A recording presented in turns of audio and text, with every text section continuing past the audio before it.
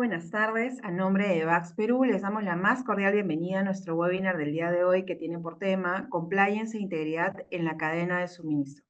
Y como es de conocimiento de todos, la ética y el compliance son temas fundamentales en un entorno empresarial moderno y cambiante, especialmente si son empresas VAX, donde el compromiso con las mejores prácticas de seguridad y la mejora continua son pilares fundamentales para el buen desempeño de sus operaciones.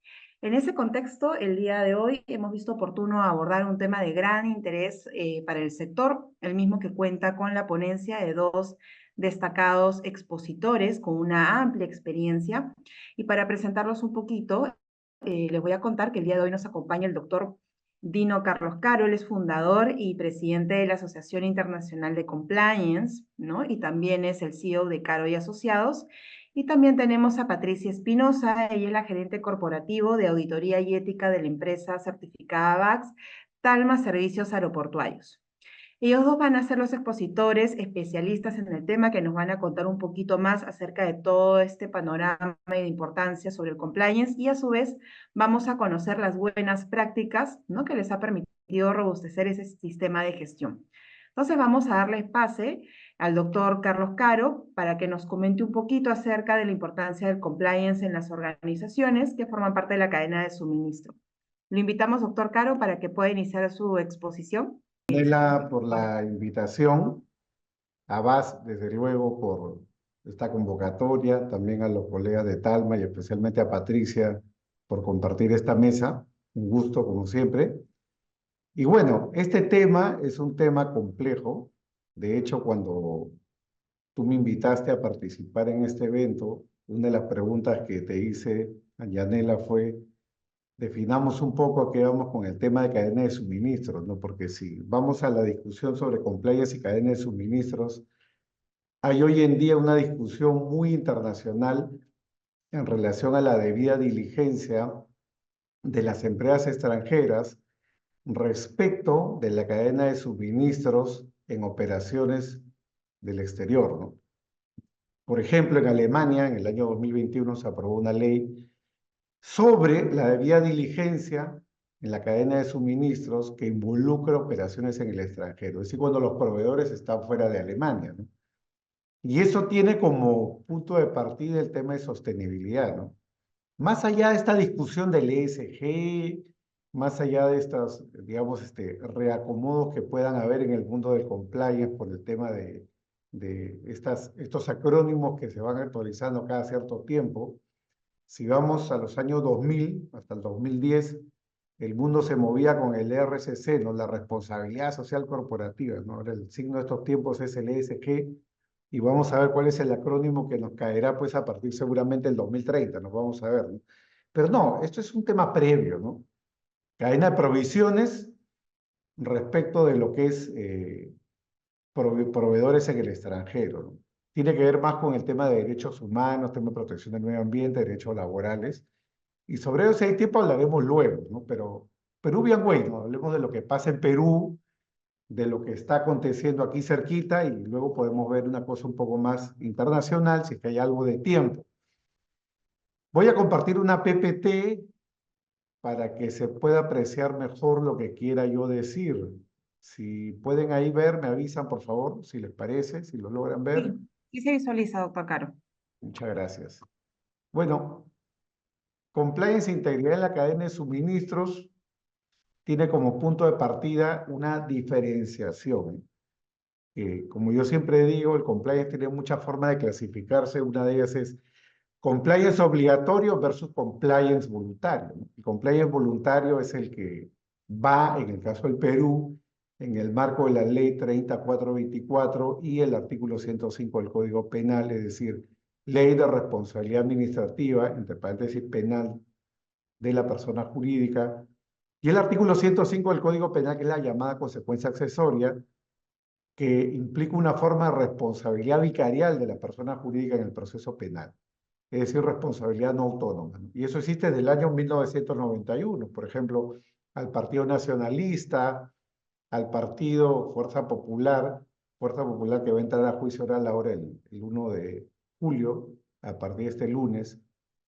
El fiscal a cargo, famoso mediático fiscal José Domingo Pérez, ha pedido en la acusación la disolución, ¿no?, de la persona jurídica de fuerza popular. Como ese sistema es vicarial, el artículo 105 del Código Penal dependerá de si en ese proceso hay o no una condena. Suponiendo que hay una condena, podría aplicarse una consecuencia al partido, de lo contrario no.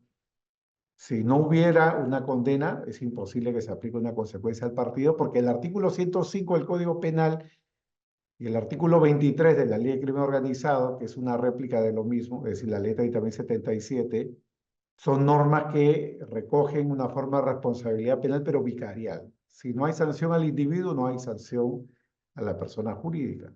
La Ley 3424 es completamente distinta, ¿no? La responsabilidad es autónoma. Bueno, pero lo que voy es eso. En el marco de esas normas, el compliance es voluntario. Lo haces si quieres, si no quieres, no lo haces. Pero también hay el compliance obligatorio, que es el de los llamados, valga la redundancia, sujetos obligados. Aquellos que no tienen la capacidad de decidir si se hace compliance o no. Lo tienen que hacer porque la ley los obliga.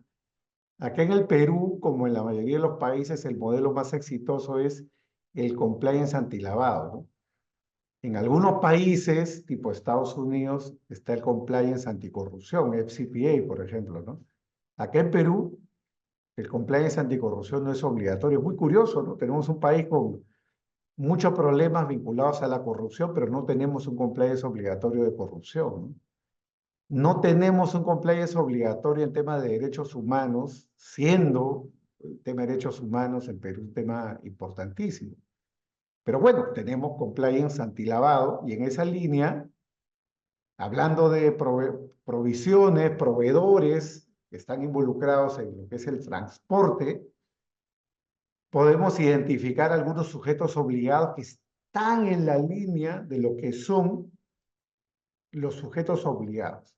Esos sujetos obligados, como ya saben varios acá seguramente no estamos entre neófitos, si no estamos entre entendidos, son los que tienen que llevar un monitoreo de operaciones, tienen que poder identificar operaciones sospechosas y, de ser el caso, reportarlas, ¿no?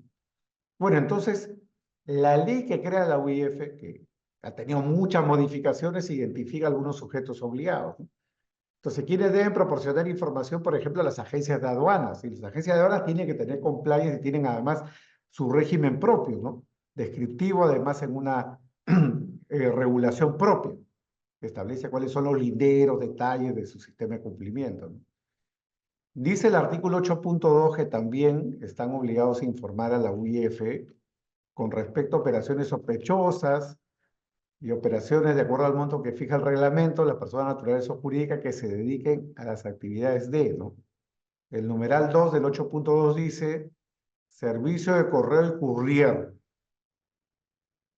Numeral 10, despachadores de operaciones de importación y exportación. Bueno, están en la lista de los sujetos obligados. Luego, si vamos a la ley 29038, que como es obvio es posterior a la ley que crea la UIF, esta es la ley que incorpora la UIF Perú a la Superintendencia de Banca y Seguros. Esta ley repite en cierto modo todo lo que dice la ley anterior respecto a los sujetos obligados, pero tiene algunas ampliaciones o precisiones, ¿no? Entonces, respecto a los sujetos obligados, dice el 3.1 que son sujetos obligados a informar y como tal están obligados a proporcionar información e implementar, ¿no? Interesante, ¿no? El sistema de prevención de lavado, financiamiento del terrorismo, la persona natural y jurídica siguiente. Nuevamente, agencia de aduanas, y deben proporcionar información de acuerdo a lo requerido las empresas que prestan servicios de transporte aéreo, marítimo, fluvial y terrestre. ¿Okay? Claro, entonces son ejemplos de sujetos obligados que participan en la cadena de proveedores, ¿no? Pero fíjense ustedes, hasta acá hemos hecho referencia a los que participan en el transporte, ¿no?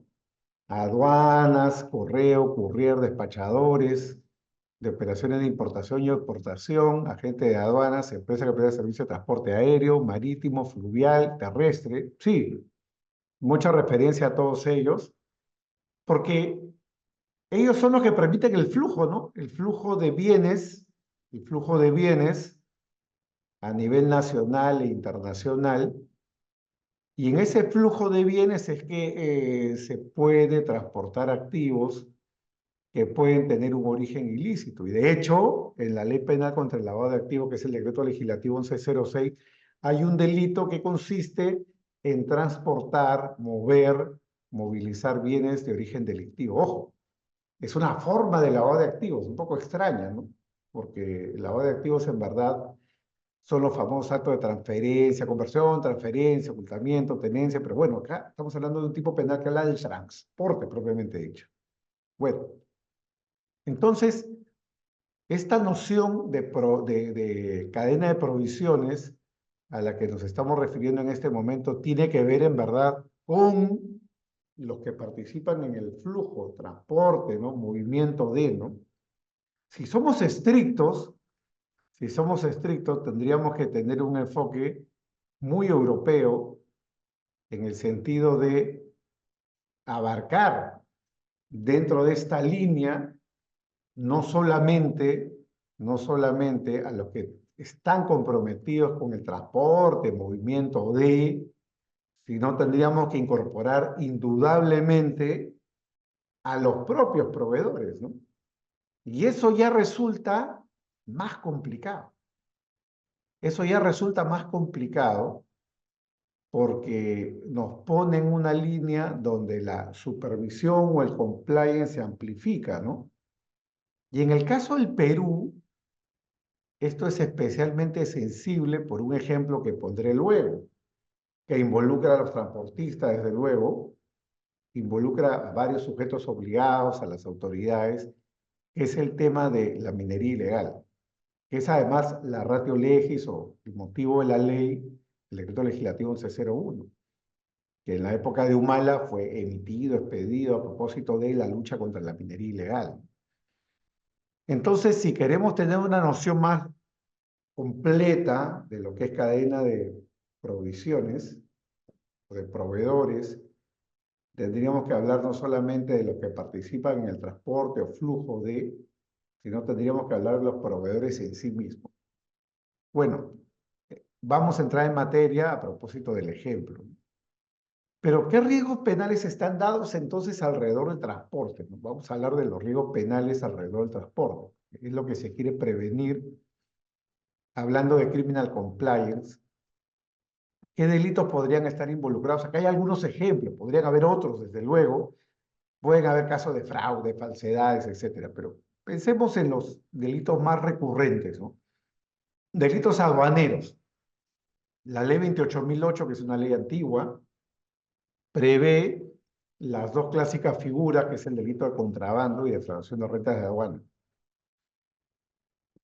¿Cuál es la diferencia? Como hay no abogados acá en el grupo, simplemente decir que el contrabando es un delito que se comete sin hacer trámite aduanero, es decir, el contrabandista elude el trámite aduanero, no hace pasar la mercancía por la aduana. El defraudador de rentas de aduana simula un trámite aduanero.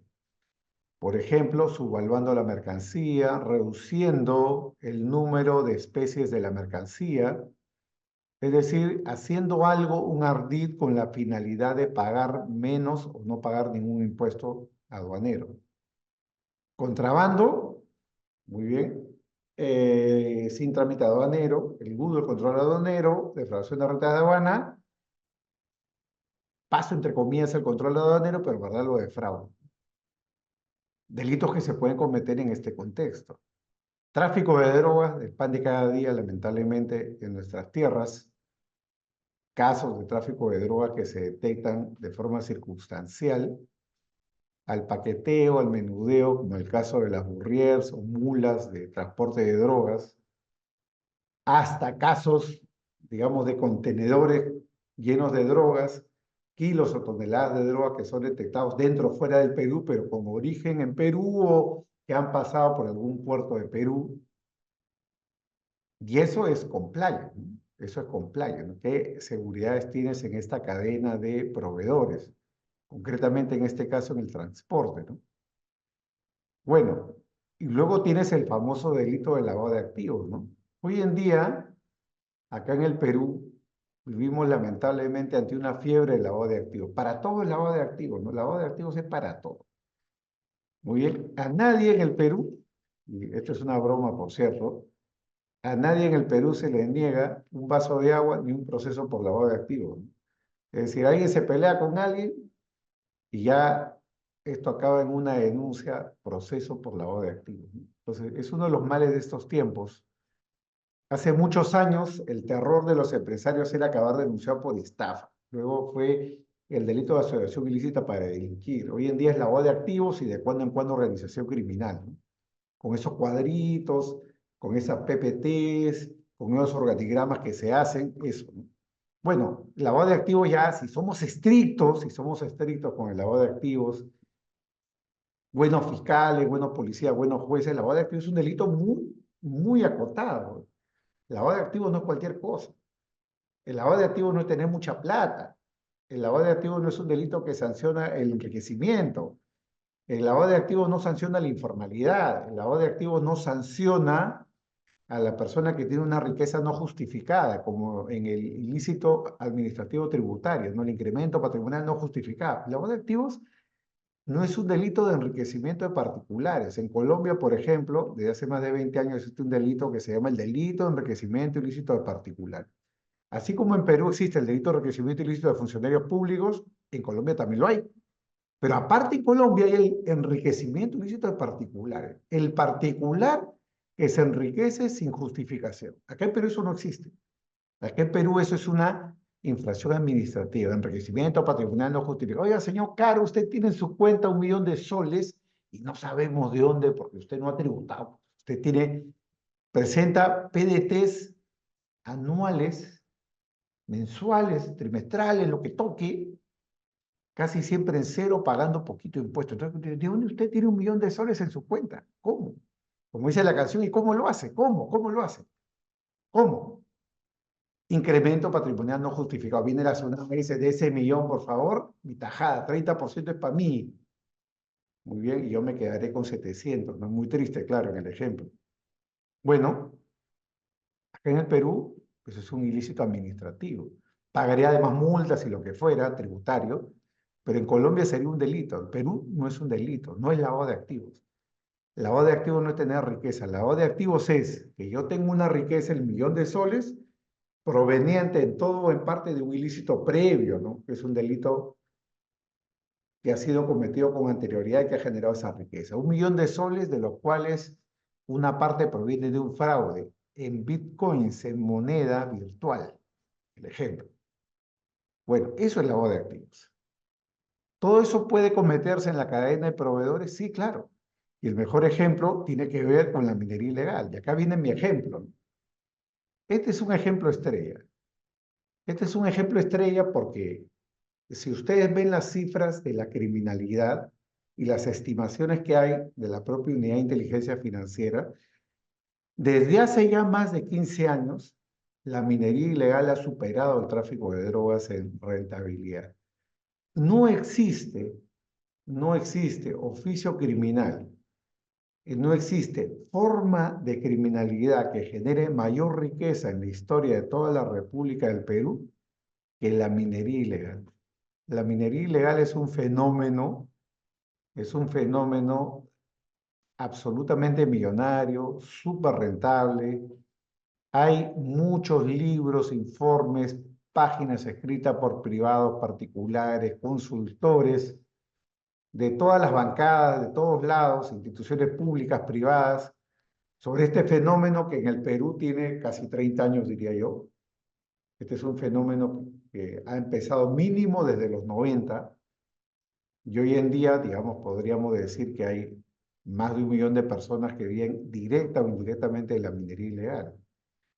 Y bueno, como hay data, la data empírica es la que sirve, no la data especulativa. Y justo este año, a propósito de el fórum de minería, el foro minero, que organiza cada año la Sociedad Nacional de Minería, Petróleo y Energía, se difundió, se presentó y se difundió este análisis comparativo de acciones gubernamentales realizado por el Instituto Peruano de Economía, ¿no? Eso está en la página web del IPE, lo pueden ustedes buscar. Y dio lugar a esta nota del comercio que ustedes pueden ver hacia la derecha, pero pueden ir a la fuente también. El titular del comercio es: el Perú exporta el 44% del oro ilegal de Sudamérica, que se remite además a esta fuente, ¿no? Y esto es data empírica, que son estimaciones hechas con información empírica, ojo.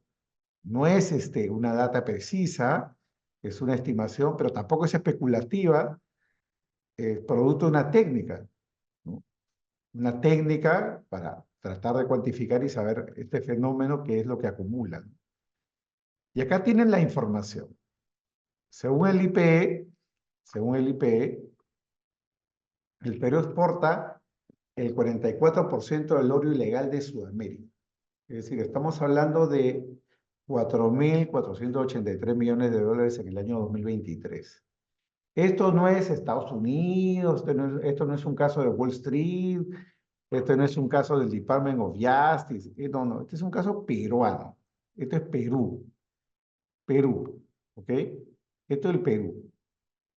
Entonces, la minería es la industria criminal más lucrativa de la historia, más por encima del tráfico de drogas. Y alguien me dirá: Caro, ¿y cómo llegas a la conclusión, Carlos Caro, que es más millonaria que el tráfico de drogas? Bueno, un dato empírico, ¿no? Pueden ir a las cifras de la UIF. Los reportes de operación sospechosa e informes de inteligencia financiera por minería ilegal superan de largo las cifras, reportes por lo mismo en materia de tráfico de drogas. No de ahora, de hace más de 10 años. Bueno, ¿a dónde va el oro? ¿A dónde va el oro? El oro va a la India, 24%, 21% a Canadá, Emiratos Árabes Unidos, 15%, a Estados Unidos el 14%, el otro 14% a Suiza, 3% al Reino Unido y a otros lugares 6%. ¿Qué exporta Perú? Perú lo que exporta es doré, ¿no? El doré es una barra, mm, puede tener pesos variados, claro, con un porcentaje de oro que puede ser 60%, por ejemplo, y otro porcentaje de varios metales, ¿no? Plata, etcétera. Y solamente la refinación que existe en determinados países puede llegar a convertir el oro en 99.999%, que se puede utilizar para la joyería fina o para las reservas internacionales, para lo que fuere, ¿no? Es por eso que se exporta a estos países, ¿no? Y hay empresas especializadas. En Suiza, por ejemplo, una empresa famosa, Metalor, ¿no? Refina el oro al 99.9%, ¿no? Bien, y eso se vende por los canales formales que correspondan, ¿no? Bueno, ¿cómo llega el IPE a esta conclusión? Revisen el informe. Es data empírica recogida entre lo que se declara y lo que se exporta. En ese diferencial es que surge este hueco, ese forado que da lugar a los 4.483 millones de dólares, que sería más o menos el 44% del oro ilegal de Sudamérica, ¿vale? Partiendo de estas cifras, si nosotros tuviéramos que voltear la mirada,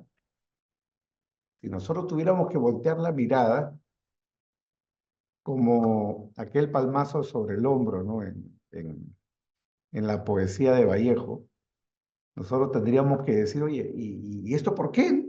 ¿Y esto por qué? ¿Por qué estamos así? ¿Cómo hemos llegado a esto, no?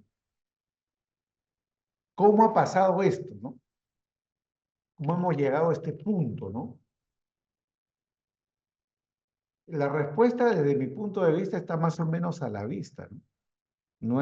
No hace falta rascar tanto para llegar a la conclusión a la que se puede llegar, ¿no? Acá hay varios actores, ¿no? Por un lado tenemos a las autoridades locales a cargo de la prevención y persecución del delito, y ya sabemos cuáles son los déficits, vamos a decirlo así, o las inacciones que puedan tener los supervisores como el OEFA, el MINEN, con esta, y lo digo de forma, digamos, respetuosa, pero crítica, con esta perversión que es el reinfo, y no entro en más detalles porque es un tema legal, administrativo. La SBS, la Unidad de Inteligencia Financiera, que tiene que procesar la información y reportarla, podríamos hablar de por qué puedo ser crítico sobre este punto. La propia SUNAT, que tiene deberes de supervisión en todo lo que es este proceso de recojo, transporte, exportación, la propia policía, el Ministerio Público, y ahí podríamos ir trasuntando, pasando por el Poder Judicial, etc. Es decir, hay una responsabilidad del Estado, sin duda, sin duda. ¿El Estado responsable? Sí, sin duda.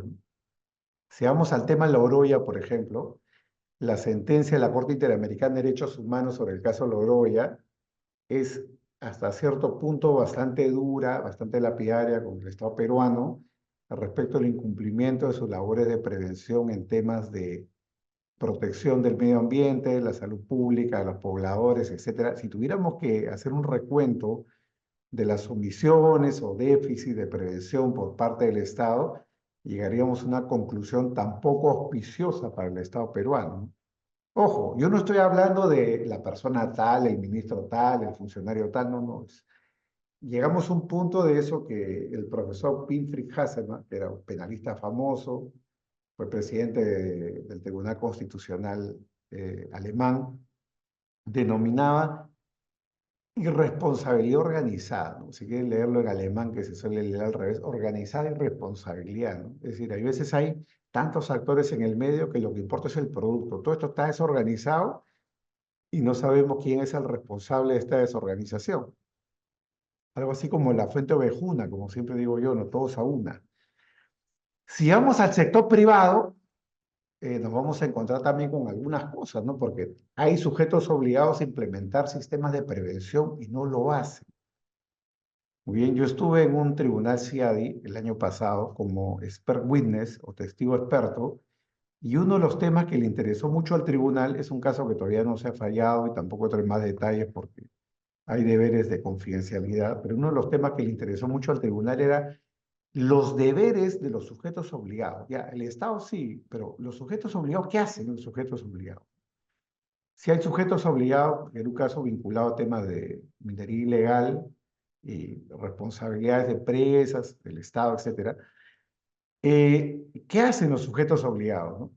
Si las empresas mineras tienen oficiales de cumplimiento y son las propias empresas mineras que exportan, las que muchas veces acopian y procesan minerales, también hay empresas que venden o alquilan maquinarias para la industria minera, también hay empresas que comercializan insumos fiscalizados, también hay bancos que permiten el flujo de capitales dentro y fuera del país, agencias de aduanas, empresas de custodia y transporte de valores, empresas de carga y transporte internacional, empresas aseguradoras de valores, muchas transnacionales. Ojo, no estoy hablando de ninguna en particular, ¿no? Cero, cero, o sea, no me estoy refiriendo a ninguna en particular. A lo que voy es a que en medio de todo esto tenemos un resultado. El resultado es que el oro ilegal se exporta, pasa por la aduana, paga impuestos, se regulariza como se tenga que regularizar, y al final nadie es un responsable, ¿no? Porque todos quieren hacer su parte, el Estado incluyendo quiere hacer su parte, pero el resultado final es que la prevención no está surtiendo efectos, ¿no? Y como repito, no estoy achacando responsabilidades absolutamente a nadie, mi comentario es muy general. Entonces, ¿cuál es la conclusión sobre este punto, no? La debilidad de los controles, ¿no? Es no compliance, o sea, no hay compliance tan débil como este, ¿no? Si estamos hablando de estos resultados, a la vista, que es como un perro que si no te ladra te muerde, es como tener un elefante sentado en una cena sin que te des cuenta, ¿no? O sea, si tenemos este resultado, tenemos que aceptar que la debilidad de los controles permite que el oro ilegal se declare, pague impuestos, se exporte y se lave a través de las aduanas mediante compraventas internacionales con pago bancarizado. Claro, entonces esto significa que en el ejemplo que estoy mencionando hay que elevar los controles, ¿no? Y esto, como repito, porque acá en el mapa de competentes he puesto autoridades y a privados que no son solo los transportistas, son también los productores, entre comillas, de empresas mineras, los que acopian, etcétera. Incluyo bancos, empresas aseguradoras, es decir, toda la cadena completa, el concepto en toda la extensión de proveedor, ¿no? Bueno, entonces, si entramos al tema de compliance, en el ejemplo dado de los proveedores, acá tienen ustedes algo interesante, ¿no? La OCDE este año lanzó este informe en español o difundió este informe en español. Esto es fresquito, esto es de hace un mes. Este manual sobre debida diligencia ambiental en la cadena de suministro de minerales, ¿no? Súper interesante porque el enfoque es un enfoque mucho más global, ¿no?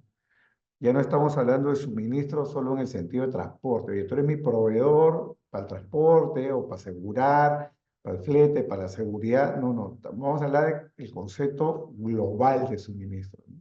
Proveedor, ¿no? Provider, en todo el sentido de la palabra. Si tú me vendes algo y yo estoy en los Estados Unidos y te compro a ti que eres de China, de Bangladesh o de Venezuela, de Perú, de Costa Rica o del África, te tengo que hacer compliance. Tú eres un third party, tú eres una tercera parte, te tengo que hacer compliance. Entonces, tú como proveedor tienes que pasar por la debida diligencia. Bueno, y ahí están los detalles de cómo podría ser la debida diligencia a nivel de lo que es suministro de minerales. Y eso podríamos decir hoy en día, esto es tipo soft law, no son recomendaciones, pero la línea al hard law está servida. Esto de la OCDE es soft law, ¿no? Es decir, derecho blando, recomendación no vinculante, pero el camino hacia el hard law está servido. Y un gran ejemplo, si vamos ya a la cuestión histórica, es esta ley alemana, la ley alemana sobre debida diligencia corporativa en la cadena de proveedores, ¿no? A los que les guste el alemán es la Lieferkettensorgfaltspflichtengesetz, ¿no? La ley de debida diligencia en la cadena de proveedores, ¿no? Esta no está traducida al español, pero ahí con la Asociación Internacional de Compliance hemos hecho la traducción al español que pronto vamos a difundir de forma libre. Súper interesante porque obliga a los alemanes, a las empresas alemanas a partir de un cierto número de trabajadores, a tener que preocuparse por a quién le compran, quién es su proveedor, conocerlo. Así como conoces a tu cliente, tienes que conocer acá a tu proveedor, ¿no? Y saber a quién le compra, si ese está cumpliendo con los deberes de debida diligencia en materia ambiental, en materia de derechos humanos, en materia laboral, etc. Y muy en esa línea, dejarlo, está esta norma, esta directiva de debida diligencia de las empresas aprobada por la Unión Europea, ¿no? Los europeos dicen, y esto es casi una broma, ¿no? Desde luego, ¿no? Los europeos a veces dicen, oye, Estados Unidos lo inventa, China lo replica o lo copia y Europa lo regula, ¿no? O lo sobreregula, ¿no? Bueno, claro, porque hay mucha regulación en Europa, ¿no? Regulación que no hay ni siquiera en Estados Unidos, ¿no? Y eso nos genera siempre la discusión sobre competitividad versus regulación, ¿no? Más regulación, un poco menos de competitividad, porque son costos, los costos regulatorios. Bueno, vamos terminando. El mapa, ¿no? ¿Qué trae todo esto? He puesto el ejemplo de la minería como un ejemplo, otros que podrían haber. Riesgos personales, directores, gerentes, empleados de una empresa pueden estar sometidos a riesgos personales, penales, proceso penal con una detención preliminar, prisión preventiva, eventualmente condena, riesgo patrimonial, afectación a sus bienes, riesgo reputacional personal al individuo, y en la parte corporativa, lo que ya hemos mencionado, ¿no? Las consecuencias accesorias del 105, que es vicarial, penas para la persona jurídica, la ley 3424, riesgo patrimonial para la empresa, riesgo reputacional, como el tablero de control de lo que podría pasar y hay que controlar. Y la ley, la 3424 en particular, como sabemos, tiene una cláusula eximente en el 12.1, pero que solo aplica cuando el autor es del mando medio, ¿no? Yo esto lo he criticado incluso por escrito, publiqué un artículo el año pasado en España, en Perú, sobre esta materia, en ambos lados, criticando la modificación que se hizo siguiendo unos lineamientos OCDE, del grupo anticorrupción o anticohecho internacional de la OCDE, criticando esa propuesta y lo que finalmente fue la modificatoria a través de la ley 31740, Pero la foto es de que el Compliance Program, en tanto tenga estos elementos, puede, en algunos casos, diluir la responsabilidad o atenuarla, ¿no? Si tienes compliance officer, si tienes un mapa de riesgo, tu whistleblowing o canales de denuncia, si tienes una difusión y capacitación periódica y si tienes tu plan de mejora, ¿no? Evaluación y monitoreo del modelo de prevención. Ya todos sabemos que nada de esto es cumplimiento, incluso lo de tailor-made, esto que aparece acá, no es Taylor Swift, por favor, es tailor-made. Todo el mundo decía, el compliance, tailor-made, trabaja la medida, ¿no? Yo ya cada vez estoy un poco más alejado de esa idea. Creo que el compliance se va encaminando cada vez más a procedimientos que podrían terminar como en la contabilidad en tratamientos retail, ¿no? O por lo menos gran parte de los procesos hacerlo retail, ¿no? Pero bueno, esa es otra discusión. Lo que me importa es esto, ¿no? Y acá acabo, ¿no? ¿Cuál es el mejor compliance para mí? Porque muchos acá pueden estar diciendo, oye, bueno, sí, sería bueno hacer compliance, ¿no? Sería bueno tener una mejora en nuestros sistemas de cumplimiento. Y yo creo que hay que tener acá mucho cuidado. Nosotros, si lo ponemos en el escalafón más bajo, si vamos de abajo hacia arriba, lo que está en verde, nosotros nos movemos todos los días en ese terreno verde, libertad personal y corporativa. Tenemos la libertad de hacer lo que queremos, dentro del marco de la ley, claro, en lo personal y en lo corporativo, ¿no? Y luego por encima, y voy al plomo, a la segunda línea, de arriba para abajo, está la regulación. Y ahí está, digamos, al medio, la autorregulación, el compliance, ¿no? El compliance lo que hace es protocolizar, ¿no? Te pone reglas para acercarte a la regulación o al cumplimiento de la regulación. El problema que hay, y con esto acabo ahora sí, es que yo creo que en los últimos años estamos asistiendo a una hiperregulación del compliance, ¿no? Son tantas las normas ISO, son tantas las normas, digamos, de calidad que se van produciendo y dando a lo largo de estos tiempos, que hay veces yo pienso que es momento de pensar en cuál es la visión desde el lado de la empresa, ¿no? Porque para la empresa son o un menú de opciones donde uno dice, oye, ¿qué norma de compliance implemento, no? La 37000, no lo digo a auditar, ¿ah? La 37001, es decir, la 37000 de gobernanza empresarial, la 37001 anticorrupción, la 37301, la de canales de denuncia, la de investigaciones internas, que es la 37008. ¿Cuál? Por poner algunos ejemplos, ¿no? Y yo digo, bueno, es importante detenernos siempre en pensar en la utilidad de la herramienta que tú puedas utilizar en términos de compliance, ¿no? Porque como reitero, las empresas no nacen para ser compliant, las empresas nacen para competir en el mercado, vender bienes, vender servicios, y si son organizaciones no lucrativas para cumplir su rol, su función, su objeto. El compliance es una carga autorregulatoria, si quieren verlo así, autorregulatoria, ¿no? Es un costo, ¿no? Y como tal, todo lo que te cuesta, tienes que administrarlo bien, ¿no? Todo lo que te cuesta tiene que traer un beneficio y ese es el balance fino en el que tenemos que integrarnos. Muchas gracias por su tiempo, muchas gracias por su atención, que es lo más valioso en estos tiempos. Ya casi nadie presta atención a nada, eso es lo más importante. Y acá estaré para las preguntas finales en su momento. Gracias. Muchas gracias por su importante contribución, doctor Caro. Estamos seguros de que el día de hoy la información que nos ha compartido nos va a permitir tener una mejor visión o panorama sobre los beneficios del compliance en todos sus niveles. Recordemos también, los que están participando hoy, que la integridad y el compliance pues, son la brújula, ¿no?, que guía un poco nuestras acciones en la cadena de suministro, nos permite muchísimo asegurarnos de que cada paso que nosotros venimos dando esté alineado con las leyes, las regulaciones y sobre todo estándares que se manejan con ética, ¿no? Entonces, acto seguido, vamos a invitar a quien ya está conectada ahora, que es Patricia Espinosa. Ella es gerente corporativo de auditoría y ética de Talma Servicios Aeroportuarios, que nos va a compartir, ¿no?, las buenas prácticas. Talma Servicios Aeroportuarios no solo cuenta con la certificación certificación VAX, sino también tiene la ISO 37, ¿no? Todas las buenas prácticas que ha venido adoptando esta organización. Entonces te doy pase, Patricia, para que nos cuentes un poquito esas buenas prácticas.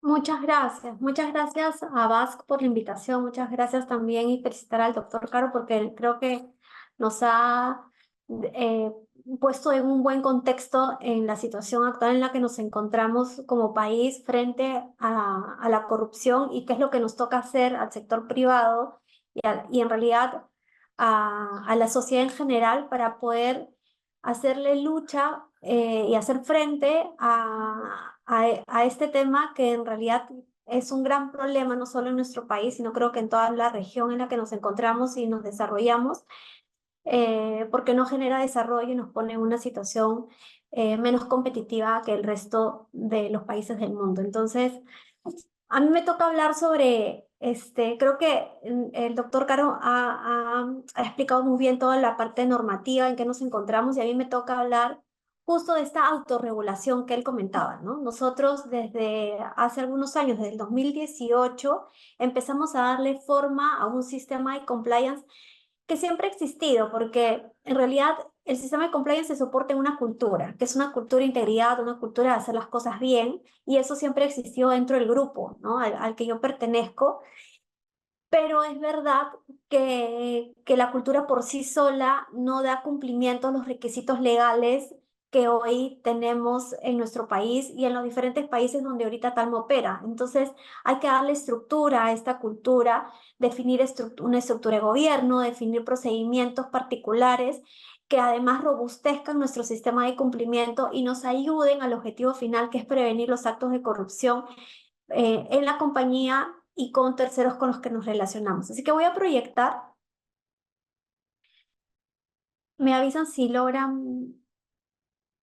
logran ver, sí se ve, ¿no? Sí, Sí, Pati. Sí, listo. ok, entonces, bueno, voy a correr rápido, no, solo para poner en contexto, el grupo Otalma pertenece al grupo Sandoval, que es un grupo peruano, que tiene diferentes operaciones en diferentes países de la región, como es México, Ecuador, Colombia, Perú. Y acá a nivel de Perú también tiene diferentes empresas que están dentro del rubro logístico, ¿no? Tenemos a Dinet, Aeropuertos del Perú. Actualmente operamos en más de 40 aeropuertos a nivel regional y en cada uno de los países donde operamos tenemos la misma problemática, ¿no? Que es la corrupción.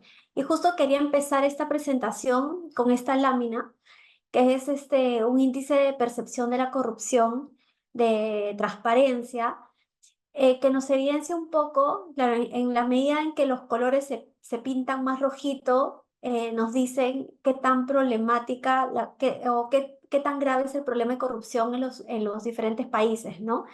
Nosotros como Perú nos encontramos en la posición 33, ¿no? Ay, Dios, creo que hice, se movió. En la posición 33 y creo que eso nos debería dar mayor justificación a lo que comentaba el doctor Caro, ¿no? Si bien hoy en día en nuestro país las leyes anticorrupción no son de carácter obligatorio, solo para los sujetos obligados, los que están obligados a tener un sistema de lavado de activos, como son las entidades financieras, las mineras y todas las que caen dentro de estos objetos obligados, el resto de las compañías no tienen una obligación de tener un sistema de compliance y va a depender de la voluntad individual de las empresas de implementar un sistema que ayuda a prevenir. Si nosotros en realidad como país vemos el problema de la corrupción no solo como un problema ajeno, sino como un problema que impacta en la economía de nuestro país y en el desarrollo, vamos a tomar más conciencia de la importancia de hacer lucha efectiva frente a estos actos y para hacer lucha efectiva frente a estos actos tenemos que hacer cambios desde adentro, desde las operaciones, desde nuestra gente, desde nuestro relacionamiento con las autoridades, desde el relacionamiento con las partes interesadas con las que nos relacionamos. Y todo eso se tiene que enmarcar en un sistema de prevención, de cumplimiento, en una cultura de integridad sólida. Entonces, El marco regulatorio en Perú, que no voy a profundizar porque el doctor Caro lo ha tocado en algún momento en su exposición. Nosotros en esta materia de anticorrupción tenemos todo un antecedente de marco normativo que se ha ido sumando y mejorando en el tiempo. De hecho, el último cambio normativo que se ha dado en nuestro país ha sido el año pasado, en donde la famosa ley 3424, ¿no? que se da en el 2016, que después de esta fecha tuvo varios cambios agregados de leyes, salió el reglamento. El año pasado tuvo un último cambio en donde se incrementaron los delitos de manera significativa. Hoy tenemos casi 30 delitos dentro de la ley, diferente variedad de delitos dentro de los grandes delitos de narcotráfico, lavado de activos, pero también otros nuevos que no estaban tipificados dentro de esta ley administrativa, o sea, que penaliza administrativamente al ente jurídico, como es, por ejemplo, los nuevos delitos agregados están la defraudación tributaria, la defraudación aduanera, y además del incremento de delitos, también ha habido algunos ajustes dentro de los temas que ya trataba esta ley, ¿no? Como por ejemplo el factor eximente, que el doctor Caro también lo ha mencionado, ¿no? La inaplicabilidad del factor eximente cuando el delito haya sido cometido por algún socio director, algún administrador o algún representante legal o apoderado de la capacidad del control. Antes la ley, antes de este último cambio, te permitía al ente jurídico tener un factor eximente si podía demostrar que un sistema de compliance existía en su compañía y además estaba de acuerdo al tamaño de la organización, era robusto y cumplía con el fin último, ¿no? Que era proteger y prevenir los actos de corrupción en la organización.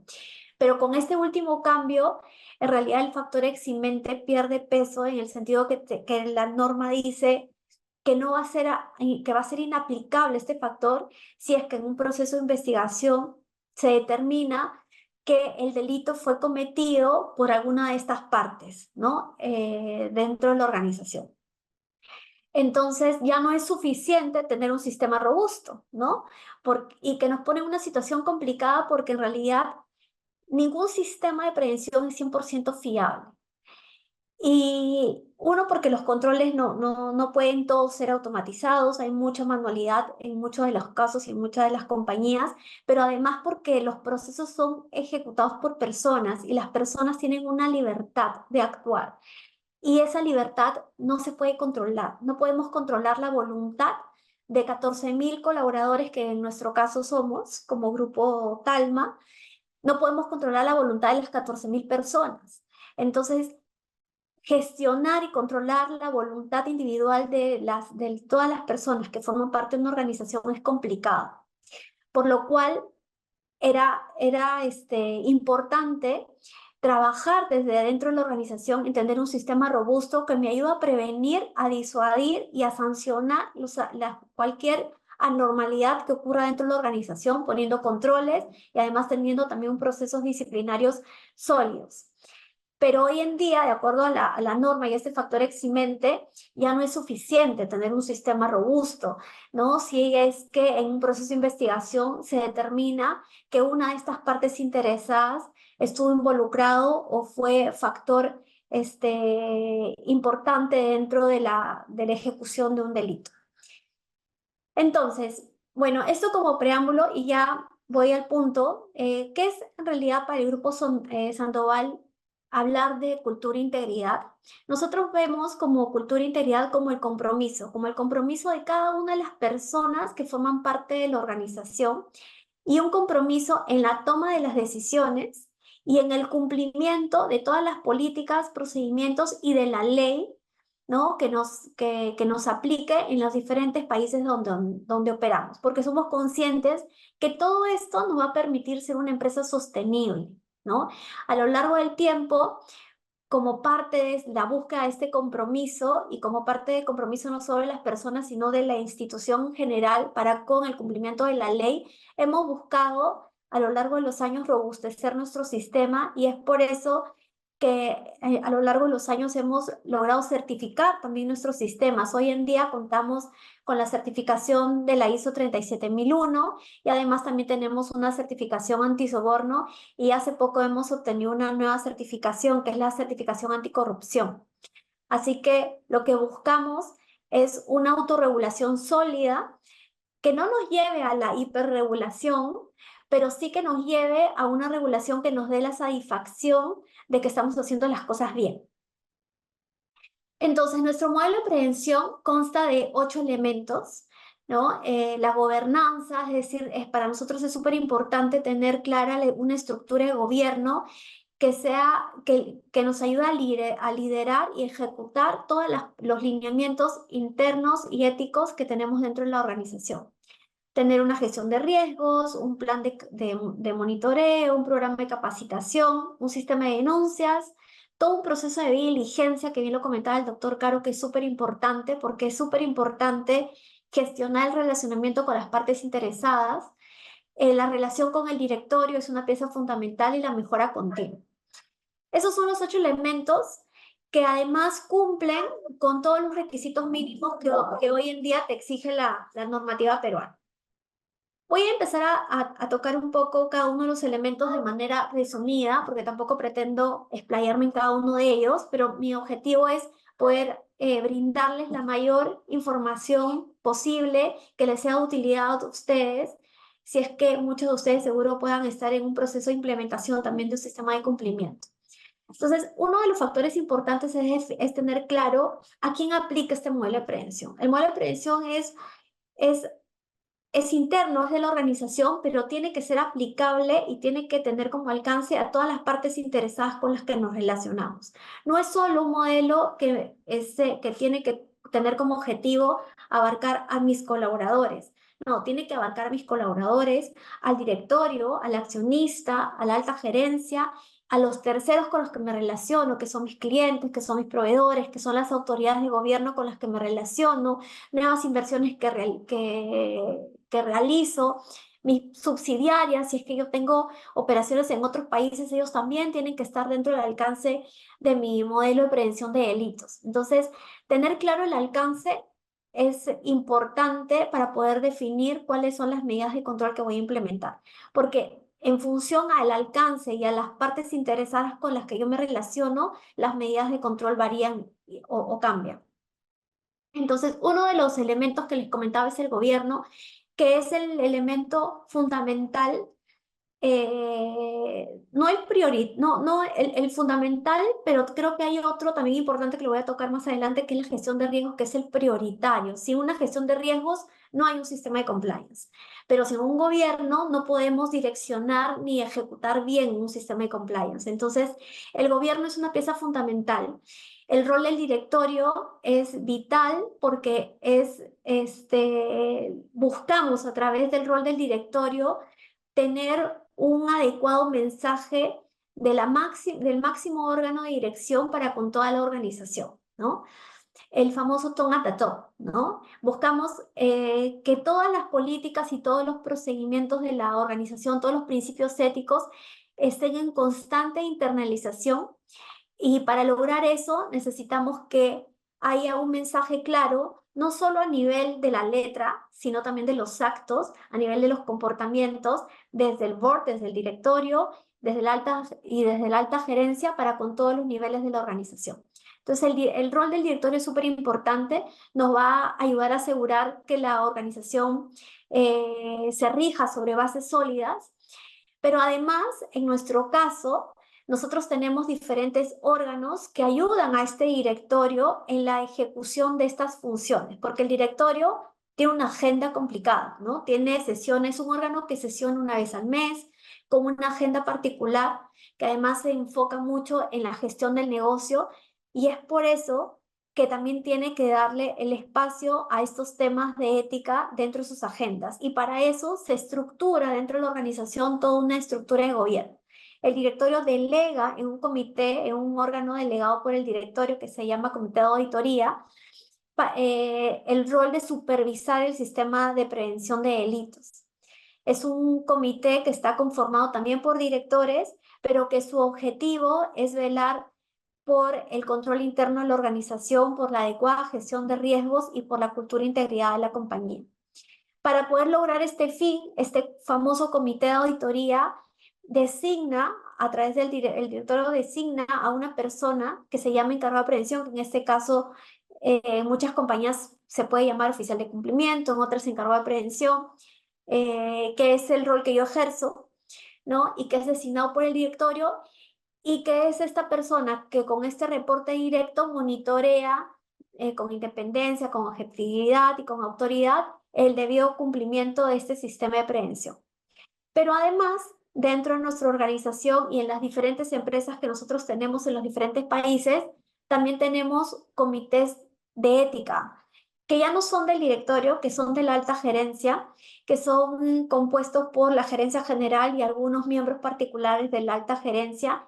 Y lo que buscamos es articular aspectos claves del sistema de prevención de delitos dentro de la organización. Se monitorea a través de este comité operativo ética el canal de denuncias, las políticas internas en materia de ética, se hace una supervisión constante sobre cómo va la cultura e integridad a través de particulares indicadores.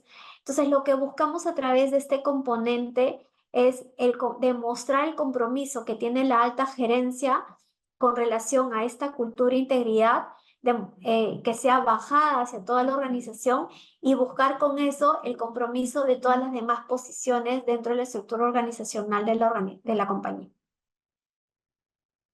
El siguiente elemento que les comentaba, que era la gestión de riesgos, que es el pilar importante y con el que debe nacer un sistema de compliance. Un sistema de compliance se tiene que soportar en una gestión de riesgos. Si no conocemos los riesgos a los que nos enfrentamos, no podemos hacer un buen diseño de un sistema de compliance. Entonces es súper importante este elemento, tener claridad sobre los riesgos que nos enfrentamos, quiénes son los responsables de gestionar estos riesgos y cuál es el compromiso que tienen estos responsables para poder gestionar, monitorear y implementar medidas que me ayuden a mitigar estos riesgos, que se reduzca la posibilidad de ocurrencia de los mismos. En nuestro caso, y preparé esta lámina para poder contarles un poco cómo nos manejamos nosotros. Nosotros como Talma, somos una empresa del sector que nos manejamos dentro del sector aeroportuario, tenemos diferentes negocios, ¿no? Tenemos el negocio de atención de aeronaves, tenemos el negocio de almacenamiento de carga aérea y tenemos diferentes riesgos entre los diferentes negocios que manejamos. Y dentro de esos diferentes riesgos, nos enfrentamos mucho a delitos como el narcotráfico, la interferencia ilícita, el contrabando. Es importante para nosotros también hacer frente y tener controles que no nos expongan a vernos involucrados en actos de defraudación tributaria o aduanera, mejor dicho, los riesgos de robo y corrupción como lo tiene cualquier otra empresa. Y lo que se hace desde adentro de la organización es poner en blanco y negro estos riesgos a los que nos enfrentamos y en qué parte de nuestros procesos podemos vernos involucrados o expuestos. Nosotros, a través de nuestras operaciones y dentro de los almacenes, pasa más del 60-70% de la carga aérea a nivel nacional y tanto de expo y de importación, y por lo cual los riesgos de interferencia ilícita y narcotráfico y contrabando son riesgos que nosotros tenemos que monitorear constantemente. Entonces, además de los otros que he mencionado. Y es por eso tener un adecuado sistema de control interno es vital. ¿Qué yo les puedo comentar sobre lo que nosotros manejamos al interior de la compañía y que sentimos que a lo largo de los años lo hemos venido robusteciendo, ¿no? Nosotros trabajamos mucho por la implementación de controles preventivos y detectivos en los procesos internos. Buscamos documentar cada uno de nuestros procesos a través de procedimientos, manuales, políticas y lineamientos. Y eso es súper importante porque lo que no está escrito no necesariamente vas a poder velar que se cumpla, ¿no? Y no vas a poder asegurar de que las personas responsables de esos procesos hagan lo que la compañía espera que se realice. Entonces, tener procedimientos, manuales, políticas y lineamientos, cuando además muchos de ellos son incluso aprobados por las autoridades, es vital para nosotros. Cuando hablamos de controles o riesgos relacionados a seguridad de la información transparente, información financiera correcta, también tenemos sistemas de soporte, RPs y desarrollos internos que nos permiten cubrir y proteger la posibilidad de que estos riesgos se materialicen. Tenemos controles tácticos que ya están más relacionados a nuestros negocios y a la posibilidad de que alguien entre a nuestras operaciones con objetivos de hacer daño dentro de la misma. Tenemos los procesos de los sistemas de reconocimiento facial, tenemos el control de acceso e interfaz con los sistemas operativos, tenemos procedimientos rígidos de seguridad para prevenir temas de narcóticos, mercancía peligrosa oculta de la carga. Toda nuestra carga pasa por máquinas de rayos X para los casos de vuelos internacionales y nacionales para poder identificar material oculto. Se realiza a nuestro personal crítico pruebas toxicológicas y de alcoholemia. Además, nuestro personal, una vez que ingresa a la organización, firma, ¿no? Y da consentimiento de que pueden pasar por pruebas de polígrafo y con esa autorización hemos tenido la posibilidad de que algunos de ellos pasen para poder hacer el análisis o investigaciones correspondientes en casos particulares que se hayan presentado dentro de la organización. Además, tenemos procesos de investigación internos especializados, tenemos un equipo de seguridad bastante robusto que nos ayuda en los procesos de investigación interna. Tenemos además un sistema de inteligencia interno que nos ayuda a medir un poco qué es lo que puede estar pasando dentro de nuestra organización, y tenemos una coordinación estrecha con la autoridad. Y eso es súper importante porque lo que nosotros buscamos es que si bien la responsabilidad nuestra no es necesariamente la identificación de drogas o de explosivos, nosotros lo que tenemos como responsabilidad es cumplir con ciertos protocolos que nos dan nuestros clientes, pero además también tenemos la responsabilidad de informar a las autoridades de manera inmediata si es que identificamos alguna situación irregular dentro de la carga que entra a nuestros almacenes. Es así que tenemos una coordinación estrecha con las autoridades para poder cumplir con estas obligaciones. Un elemento súper importante también para nosotros es la generación de conciencia. Es importante, yo les comentaba al inicio que nosotros somos hoy en día más de 14.000 colaboradores a nivel de todas las empresas del grupo Sandoval. Y es difícil concientizar a 14.000 personas, ¿no? Lo que buscamos es que las 14.000 personas estén concientizadas, conozcan de qué se trata nuestra cultura, conozcan cuáles son los compromisos o los lineamientos éticos a los que ellos se han comprometido al momento de aceptar ser parte de la familia del grupo, ¿no? Y tener un sistema que me permita lograr ese objetivo es fundamental. Hay empresas más grandes, hay empresas más pequeñas.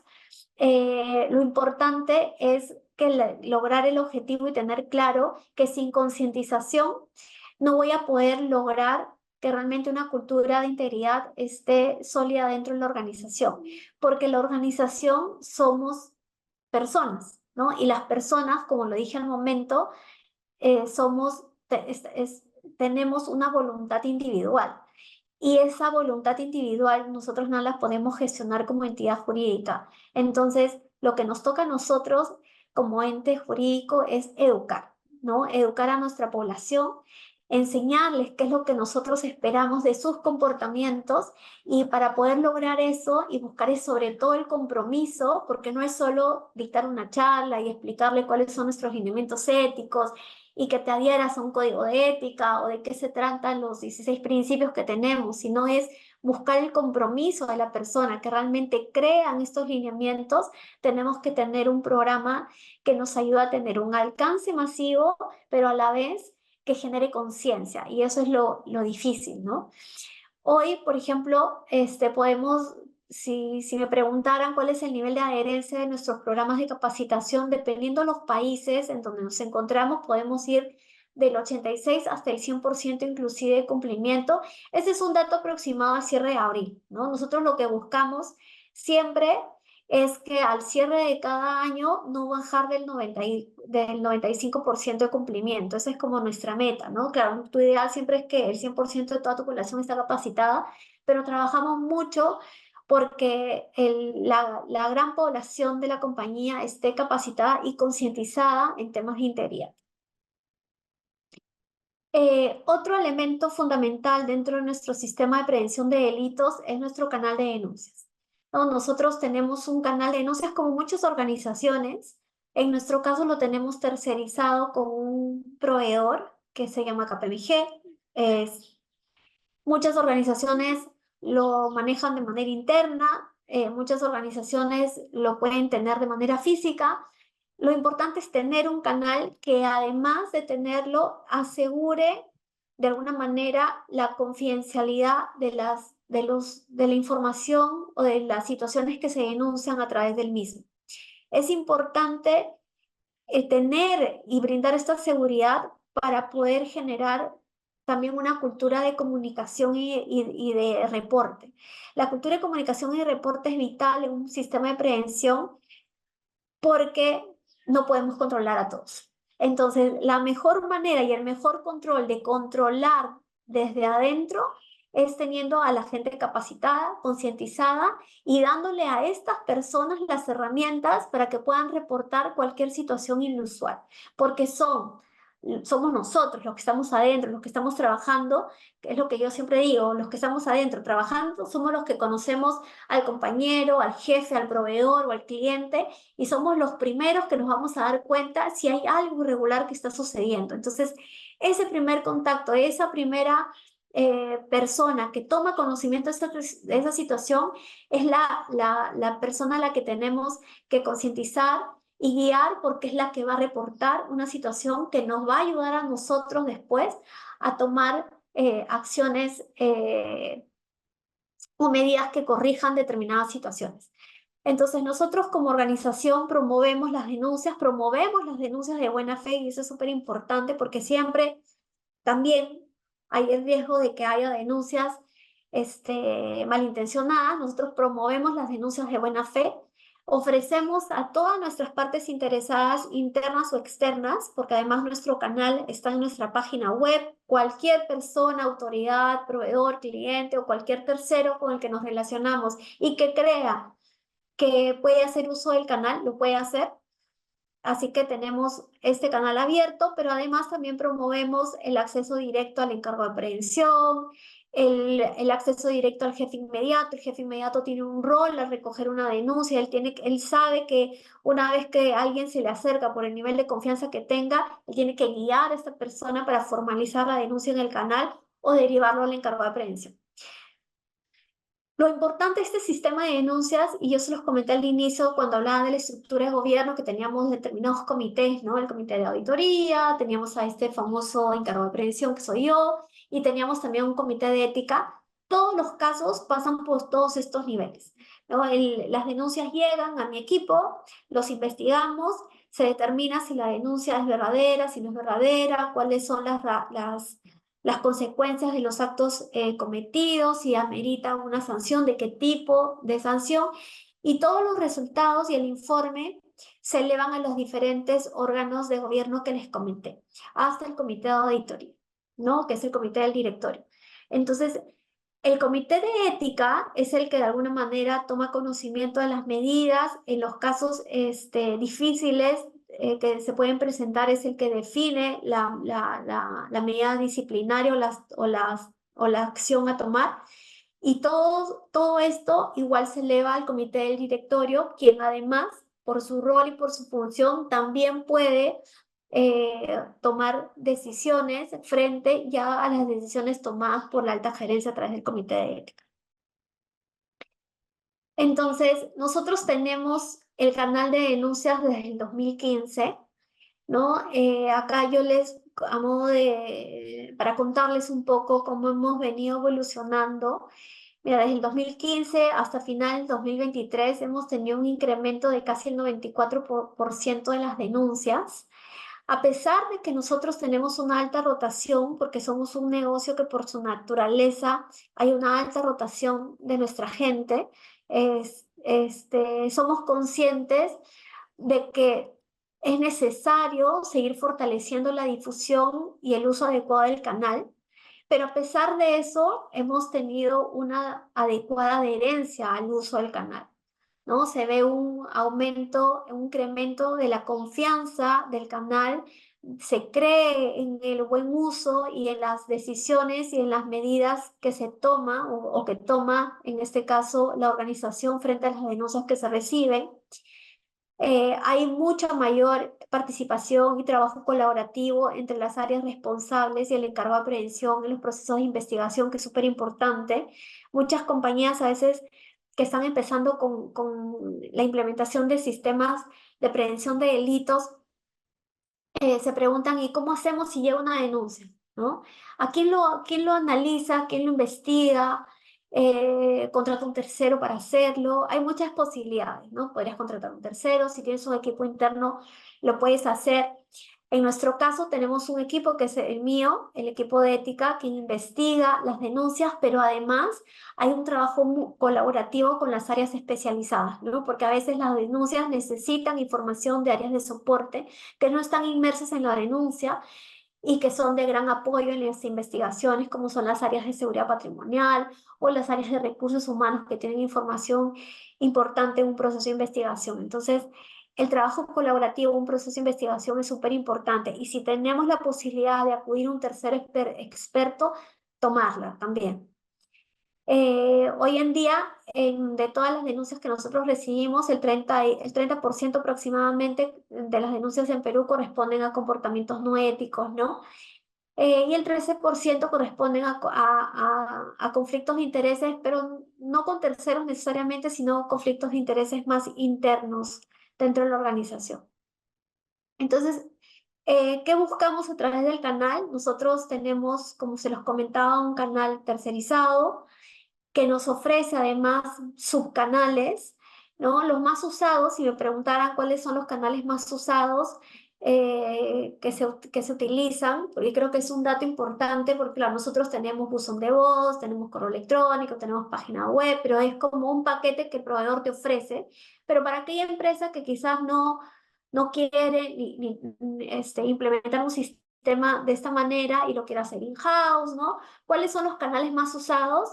Es el correo electrónico y la página web, ¿no? Las personas se sienten más seguras haciendo su denuncia sin la posibilidad de que alguien los pueda identificar. Entonces, la llamada por teléfono o el buzón de voz son los que menos se usan o los que casi nunca se usan porque las personas sienten que pueden ser identificables. A pesar de que es un canal que es anónimo, que además lo administra un tercero, que no hay manera en que nosotros como organización podamos rastrear, ¿no? Quién fue el que denunció. A pesar de ello, las personas se sienten más seguras con el anonimato al 100%, ¿no? Es decir, usar estos canales que son de entornos virtuales 100%. Ok, entonces la diligencia con terceros, y acá me voy a detener un poquito para contarles de qué se trata y qué es lo que estamos haciendo, lo comentó muy bien el doctor Caro, creo que es un pilar en donde tenemos que innovar constantemente, porque además nos exponemos a un riesgo si es que nos relacionamos con alguien que está expuesto a un acto de corrupción y nosotros no lo sabíamos. Entonces, conocer a nuestra parte interesada es importante. Pero ¿quién es nuestra parte interesada? Nuestra parte interesada, y lo comenté al inicio, que está dentro del alcance de nuestro modelo de prevención, son todos los con los que nos relacionamos. Nuestros colaboradores, nuestros empleados, es una parte interesada importante y nosotros tenemos que saber quién quiere formar parte de la compañía y quién es parte de la compañía. Entonces, dentro de la diligencia entran los colaboradores. Yo tengo que saber quién es, si tiene antecedentes penales, si tiene antecedentes policiales, si ha estado inmerso en un acto delictivo. Entonces tengo que conocer a ese perfil, además de si es un buen profesional, si cumple con las competencias, ¿no? Además de todo eso, yo tengo que saber su background, quién es. Y así como tengo al colaborador, también tengo al cliente, también tengo al proveedor, pero este cliente y este proveedor son entidades jurídicas. ¿A quién investigo? Esa es la pregunta. ¿Con quién me relaciono? ¿Quién me representa un riesgo? Entonces ahí es importante hacer justo lo que yo decía hace un momento, es la gestión de riesgos. ¿Quién es riesgoso para mí? Dentro de mis clientes, ¿qué tipo de clientes tengo? ¿No? Y si mis clientes, mi riesgo es la entidad jurídica o también sus accionistas o también sus representantes legales. En el caso de mis proveedores, tengo que hacer un análisis solo de la persona jurídica o también de mis accionistas o de mis representantes legales. Entonces nosotros como Talma tenemos una herramienta que les comparto el nombre, que se llama Cumplo 360, que es una herramienta que nos permite hacer una revisión del background de estas partes interesadas, ¿no? Esta herramienta se conecta con muchas páginas internacionales, que acá se las voy a mostrar. Se conecta con las páginas de OFAC, de la Unión Europea, la ONU, la Interpol, FBI. Además, en listas locales se conecta con las páginas de la SBS, la SMB, Contraloría, la OCE, el Ministerio de Justicia, el ECOPI, los PEPs locales. Entonces, esta herramienta, Cumplo 360, se linkea con todas estas páginas y además se linkea además con Internet, con Google, ¿no? Y lo que te emite por cada una de las personas jurídicas o personas naturales que tú ingreses, te arroja el background de estas personas, a fin de que tú puedas conocer si es que esta persona ha sido involucrada en un acto de corrupción, sancionada, o si ha sido solo involucrada en redes sociales, ¿no? Y no ha llegado a un término judicial o a un proceso judicial. Toda esta información te la arroja Cumplo 360. ¿Por qué es importante? Porque hoy en día no sabemos realmente con quién estamos trabajando y es súper importante tener alguna referencia de quién es esta otra parte con la que nos relacionamos. Entonces, así como lo hacemos con nuestros empleados, lo tenemos también que hacer con nuestros terceros con los que nos relacionamos, que son nuestros clientes y proveedores. ¿A quiénes hago, hasta qué nivel llego? Va a depender de la organización y de su apetito al riesgo, ¿no? Nosotros tenemos diferentes tipos de clientes, algunos más riesgosos que otros, tenemos variedad de proveedores de diferentes rubros. Entonces, la labor de la empresa es identificar la parte interesada a la que le tiene que hacer la debida diligencia, qué tipo de debida diligencia le quiero hacer y con qué periodicidad se la tengo que hacer.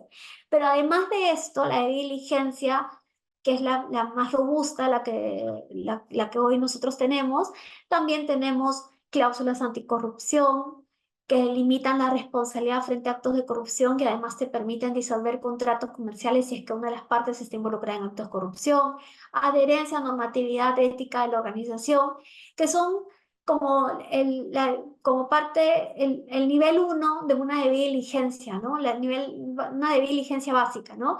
Tú tienes que tener